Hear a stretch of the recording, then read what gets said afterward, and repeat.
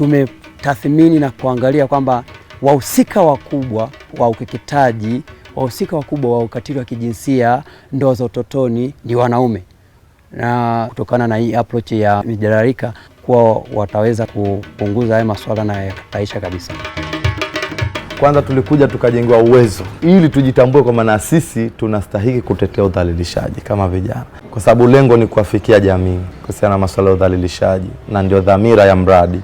Tulijifunza mambo mengi, tukaangalia dhana ya ukatili wa kijinsia, ndoa za utotoni, ubaguzi kwa watu wenye ulemavu na mila na desturi ambazo zimeshapitwa na wakati, ikiwemo ukeketaji. Kwa hiyo tunaenda kwenye sehemu ambazo tutapata mijadala, kwa mfano kwenye waendesha bodaboda pale vijiweni, kwenye clubs za mpira, vikundi vya ujasiriamali tunaweza kuendesha mijadala. Hawa watu tukishaelezea hizi habari, na wenyewe wanakuwa mabalozi wa kusambaza hizi habari kwenye ndugu na jamaa ambao wanawazunguka. Pamoja na kupata elimu hiyo, sisi kama umoja wa bodaboda Buhemba tunazo sheria zetu kwa ajili ya kupinga ukatili huo.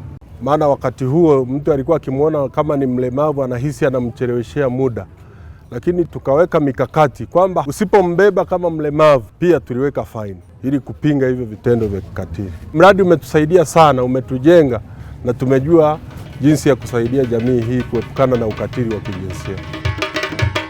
Kwa hiyo tumeona elimu tuliyopata tumeendelea kuelimisha vizuri, watu wanapokea, serikali tunashirikiana nayo, lakini vile vile pia na wadau. Tunawashukuru kwa sababu wameendelea kutuita kila muda, tunapokuwa muda fulani inapita miezi mitatu, tunaitwa, tunapewa maelekezo na mpango kazi inaendelea.